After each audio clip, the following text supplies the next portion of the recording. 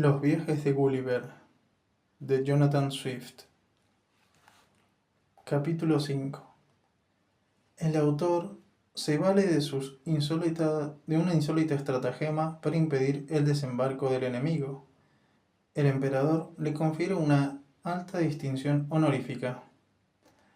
El rey de Blefuscu envía embajadores para negociar la paz. El imperio de Blefuscu es una isla situada en el nordeste de Lilliput, del que solo está separada por un estrecho de unos 800 metros de ancho. Yo no la había visto todavía, y al enterarme de los proyectos de invasión, me cuidé de no aparecer por ese lado de la costa para no correr el riesgo de ser descubierto por algún barco adversario. Participé al emperador un proyecto que había concebido recientemente para adueñarme de toda la flota enemiga. Según los informes de nuestros espías, se encontraba anclada en el puerto dispuesta a hacerse a la mar con el primer viento favorable. Consulté a los marinos más experimentados para saber cuánta profundidad tenía el estrecho. Me dijeron que en su parte media y durante la marea alta tenía 70 glumgluffs, es decir, algo más de 2 metros, y en otros lugares llegaba a 50 glumgluffs, a lo sumo. Me dirigí pues a hurtadillas hacia la costa nordeste de Lilliput, frente a Blefuscu, y recostándome detrás de una colina, observé con mi pequeño catalejo de bolsillo la flota blefuscuense, que estaba compuesta por 50 grandes barcos de guerra y un respetable número de buques de transporte. A mi regreso ordené que se fabricara una gran cantidad de cables y de barras de hierro. Trencé el cable para hacerlo más fuerte y por la misma razón uní las barras de a tres retorciéndolas y las reforcé con ganchos. Volví luego a la costa nordeste y después de haberme quitado el jubón, las medias y los zapatos, penetré en el mar. Al principio caminé por el agua lo más rápidamente posible, luego nadé unos 30 metros hasta hacer pie nuevamente. Llegué a la flota en menos de media hora. Los enemigos se asombraron de tal forma al verme que se arrojaron todos de los barcos, saltando como ranas y huyeron a tierra. Parecían ser unos 30.000. Tomé entonces mis cables y empecé a sujetar mis ganchos en la proa de cada buque. Mientras trabajaba, los enemigos me lanzaron una descarga de flechas, muchas de las cuales me alcanzaron en el rostro y en las manos. Temiendo por mis ojos, me coloqué las gafas, sujetándomelas lo más sólidamente posible que pude sobre la nariz.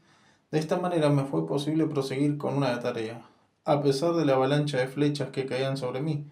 Después de haber colocado todos los ganchos, comencé a tirar, pero fue en vano, pues todos los barcos estaban anclados. Tomé entonces mi cuchillo, corté los cables que retenían las anclas y con toda facilidad logré arrastrar los 50 grandes barcos de guerra.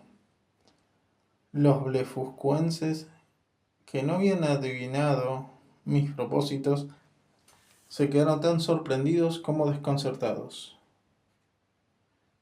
Creían que yo tenía la intención de dejar sus barcos al garete, pero cuando se dieron cuenta de que me llevaba toda su flota a la vez, prorrumpieron en gritos de rabia y desesperación. Después de haber caminado un poco, me detuve para quitarme las flechas clavadas en la mano y en la cara. Luego, arrastrando mi botín, traté de llegar a salvo al puerto imperial de Lilliput. El emperador y toda su corte me aguardaban en la costa esperando el resultado de mi expedición. Desde lejos veían avanzar una flota formando una gran media luna, pero como estaba sumergido hasta el cuello, no vieron que era yo quien la arrastraba hacia ellos. El emperador creyó entonces que yo había perecido y que la flota enemiga avanzaba para atacar la isla, pero sus temores se disiparon pronto, pues en cuanto pude hacer pie, descubrieron que yo venía al frente de todos los barcos y me oyeron gritar en voz alta: «¡Viva el muy poderoso emperador de Lilliput!». A mi llegada, este noble príncipe me cubrió de elogios y allí mismo me nombró Nardak, que es el título honorífico más elevado entre ellos. Su Majestad me rogó enseguida que hiciera otra tentativa para atraer a sus puertos todos los demás barcos enemigos. En su desmedida ambición, pretendía hacerse amo de todo el imperio de Blefuscu, reducirlo a una provincia de su propio imperio y hacerlo gobernar por un virrey. Además, quería aniquilar a todos los exiliados grueso extremistas y obligar a todos a romper los huevos por el extremo delgado, por lo cual se habría convertido en monarca universal. Pero protesté enérgicamente, declarando que jamás me transformaría en su instrumento para oprimir un pueblo libre, noble y valiente. Esta franca y audaz declaración se oponía por completo a los proyectos y a la política de su Majestad, y por tanto le era difícil perdonármela. La expuso en el Consejo en términos muy desfavorables, y varios de mis enemigos secretos dejaron escapar expresiones llenas de perfidia, destinadas a aniquilarme. Tan poco pesan los grandes servicios prestados a los príncipes que se convierten en nada cuando son seguidos por una negativa a servir ciegamente sus pasiones. Unas 3 semanas después de mi brillante hazaña, llegaron embajadores desde Blefuscu con humildes propuestas de paz.